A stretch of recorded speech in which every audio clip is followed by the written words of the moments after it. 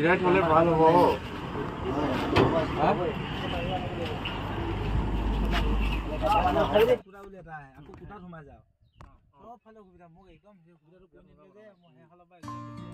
hello guys आज मैं ओलाइছো মানে ওয়াকক্ৰু যাম অৰুণাচল প্ৰদেশৰ মানে আমাৰ গাঁৱৰ ল'ৰা এজন মানে এক্সিডেন্ট হৈছিলে বুলি ক'ব লাগিব গাঁৱৰ ল'ৰা নহয় গাঁৱৰ বাইকটো এক্সিডেন্ট হৈছিলে এই বাইকখন আজি ল'বলৈ যাব লাগিব ৰিয়েলত চাব ভাল লাগিছে কেমেৰাত ভাল লগা নাই কেলে পাহাৰটো হয় থাকে য'ত নেকি বিৰাট ওলাই কেমেৰাত পাহাৰ য'ত নেকি আমাৰ অসমত ইমান মানে আমাৰ অসমখন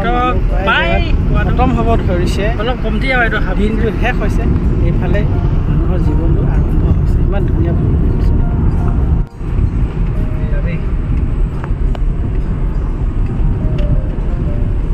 কি ধুনীয়া লাগিছে চা এনেকৈ গৈ আছোঁ আৰু লাহে লাহে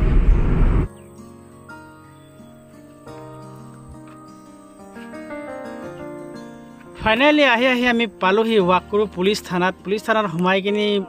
সুধিলোঁ সোধাৰ পিছত ক'লে বাইকখন আছে য'ত এক্সিডেণ্ট হৈছিলে তাতে আছে বুলি ক'লে তাত আউটপোষ্ট এটা আছে তাতে আছে তো আপোনাৰ ওয়াকক্ৰুৰ ভিউ অলপখিনি দেখাই দিলোঁ চাই থাকক আৰু ঘূৰি আহি এখন কামলাং দলঙত ৰখিলোঁ চব ইমান ধুনীয়া পৰিৱেশ মানে নালাগে এনে আপুনি আহিলে মানে ইমান মানে সুখ মেহচুচ কৰিব পাৰিব ইমান ধুনীয়া মনটো ওলাইছে অঁ তবে এটা কি কম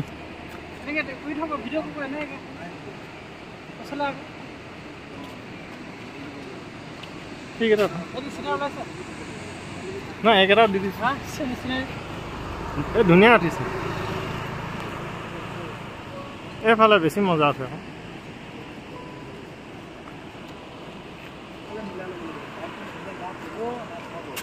ধুনীয়া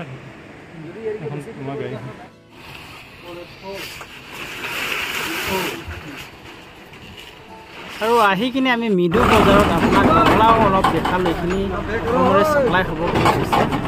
তো আহি থাকোঁতে আকৌ দেখি পালোঁ মানে য'ত বাইকখন থোৱা হৈছিলে উলিয়াই থকাত লগ পালোঁ তাৰপিছত বাইকখনৰ ভিডিঅ'খিনি কৰি মেলি আকৌ থানালৈ গ'লোঁ বাইকখন মানে ক'ৰবাত আছিলে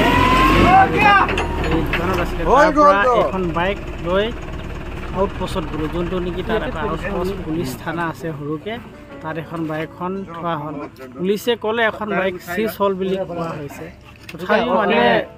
বডি পাৰ্টটো বেয়া হৈছে হয়তো কৰাও নাই এতিয়া থানালৈ নিবলৈ গাড়ী উঠালে এইটো কি হ'ল চাই লওক কেনেকৈ উঠাইছে আপুনিও চাব কিন্তু চেঞ্জ কৰি দিবি অঁ ইঞ্জিন ঠিক আছে এইটো বাইক ৰাখি কাম নাই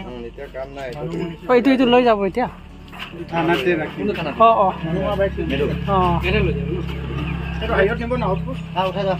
হাতি দে উঠাব দি দে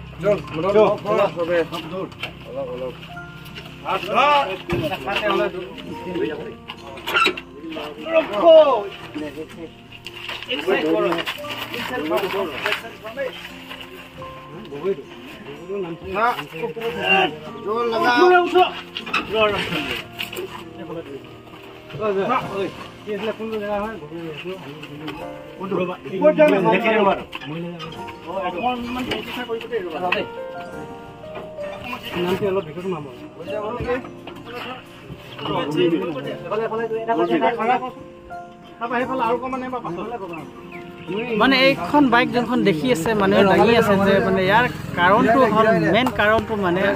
বাইকখন আমাৰ গাঁৱৰ হৈছিলে এই বাইকখন নতুনকৈ 3 মাহমান হৈছিলে লোৱা তাৰ পৰা সি থাকে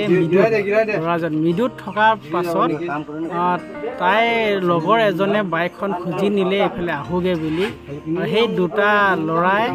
নি মেলি এক্সিডেণ্ট কৰিলে যে কুণ্ডা গাড়ী ৰাতি চলি থকাত মাৰিলে বুলি কোৱা আছে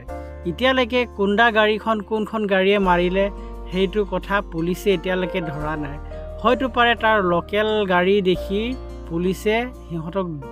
ধৰি দিয়া নাই ক'ব লাগিব হয়তো পাৰে পুলিচে পইচা খাই বহি আছে কাৰণ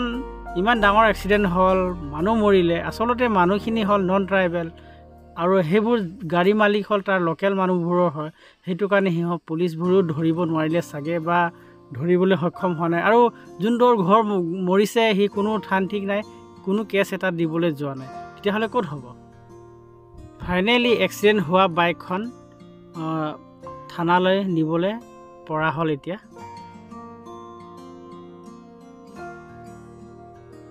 বৰ্তমান এতিয়া থানাত আনি উপস্থিত হ'ল বাইকখন আৰু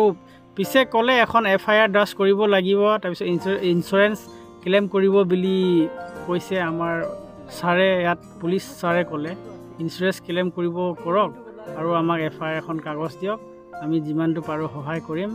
বাইকখন উলিয়াই দিবলৈ সেইটো বুলি ক'লে তাৰ পৰা নম্বৰ লৈ অহা হ'ল তাৰপিছত